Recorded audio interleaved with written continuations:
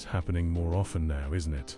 The moments when reality hesitates, a pause between your thought and its completion, and in that pause, something else slips through. A face in the periphery that vanishes when you turn. A word on the tip of your tongue that belongs to no language you've ever spoken.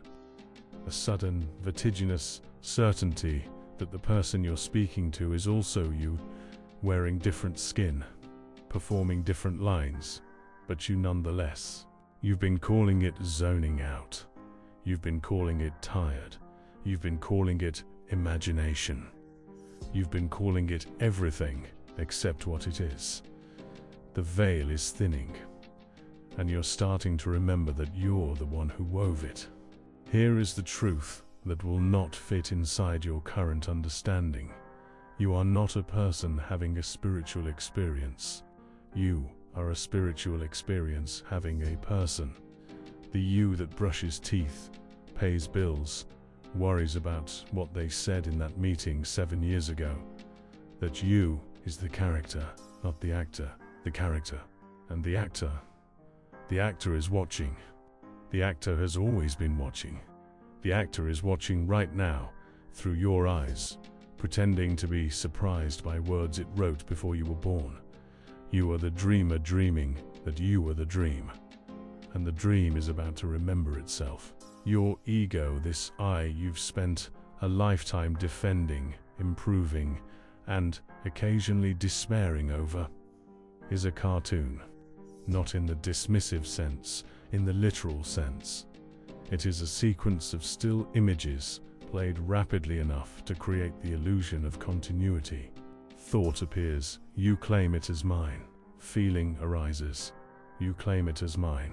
Sensation manifests, you claim it as mine. But who is the you doing the claiming? That's the trick, you see. The claimer is also a thought that believes it's the thinker. A ripple that believes it's the pond. Your entire identity, your name, your history, your personality, your preferences, your trauma, your dreams, is a single, persistent, extraordinarily convincing thought. I am this. And the moment you stop believing it, the cartoon keeps moving, but you're no longer in the frame. You're the space around it, the paper it's drawn on, the hand that holds the pencil, the silence between frames.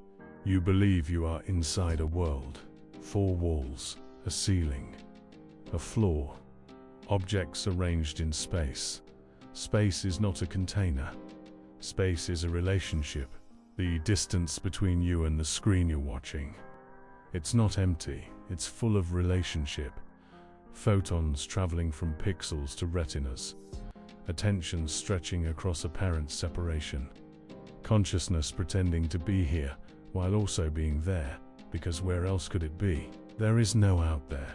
The distance between you and the screen you're watching. It's not empty, it's full of relationship. Photons traveling from pixels to retinas.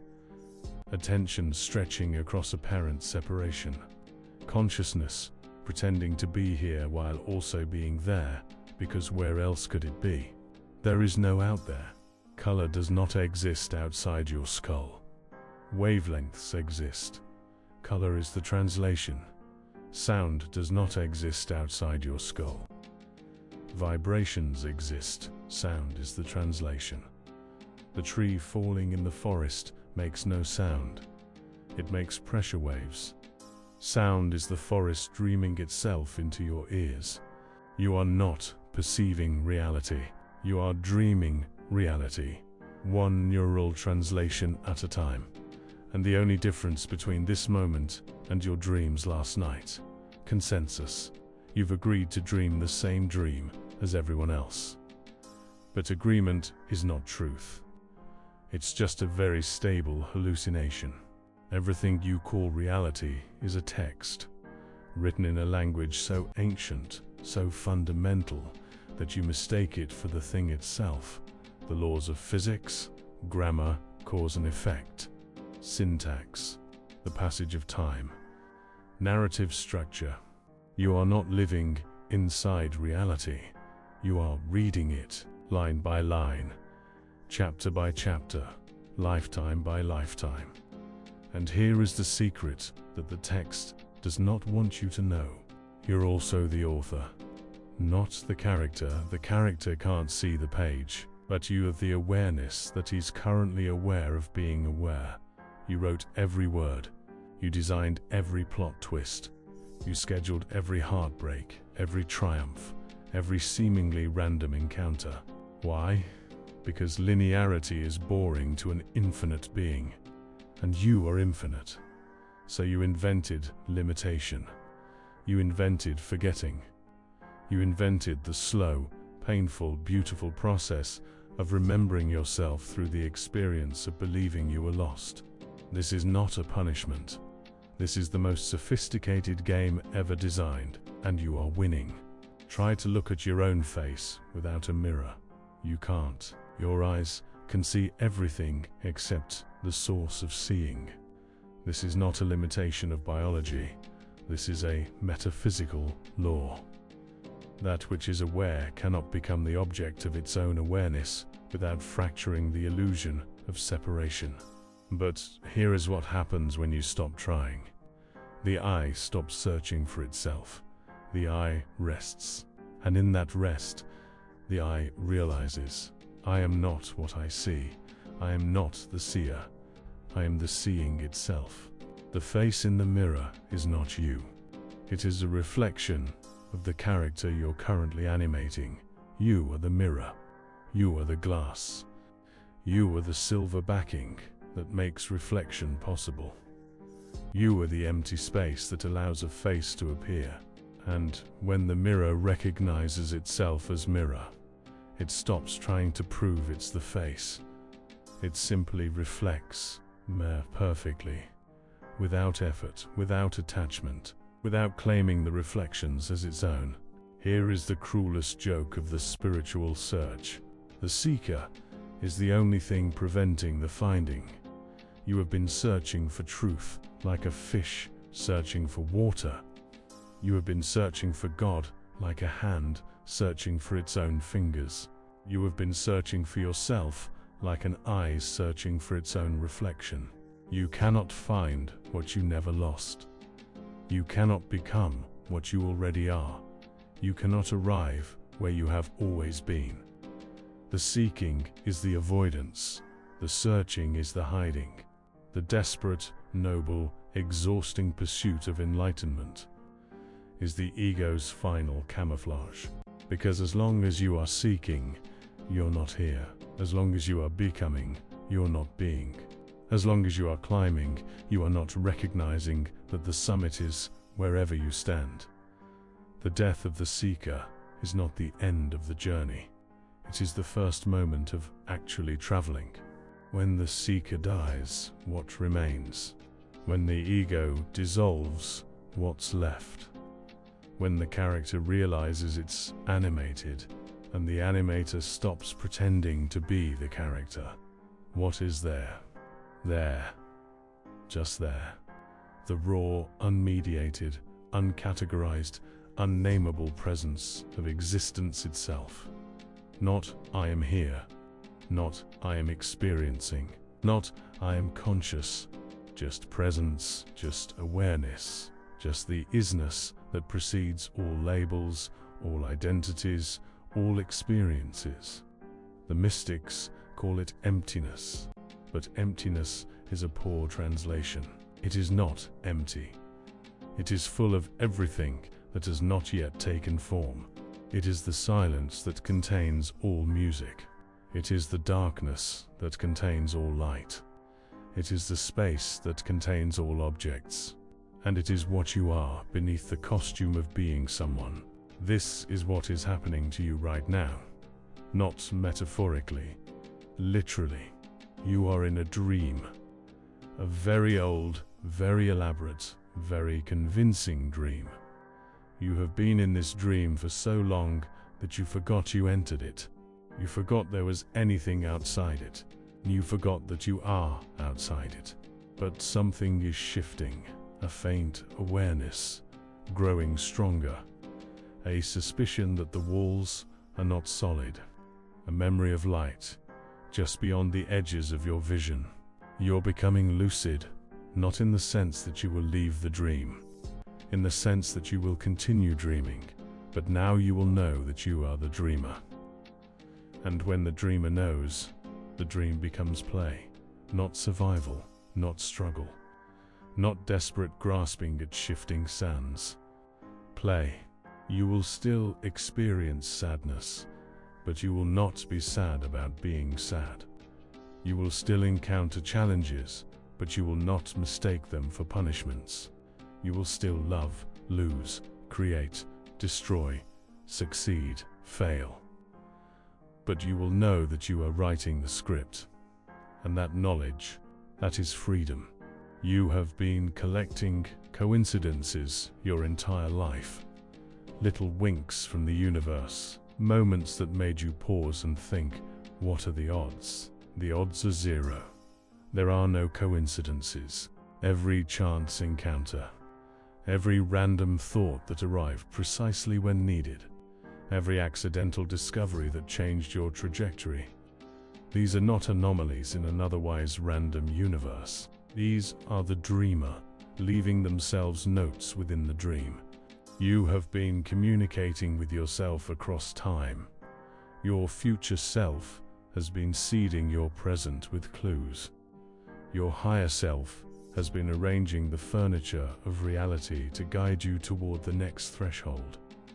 The synchronicities are not messages from the universe.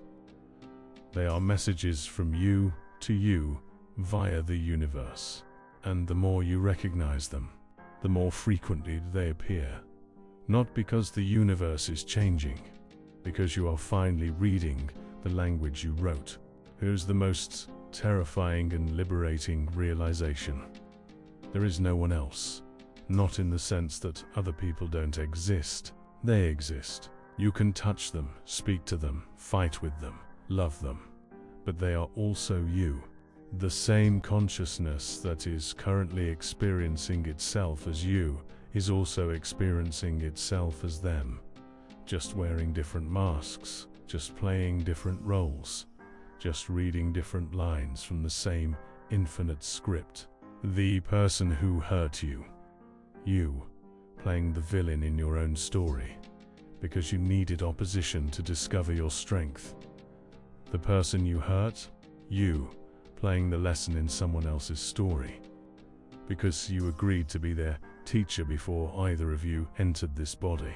The stranger you passed on the street, you in a different costume, on a different errand, toward a different destination, but the same journey. There is only one of us here, and we are finally starting to recognize ourselves in each other's eyes. This is not solipsism. Solipsism is the belief that only you exist. This is the recognition that only existence exists, and you are it. So, here we are. At the threshold of the thinnest veil.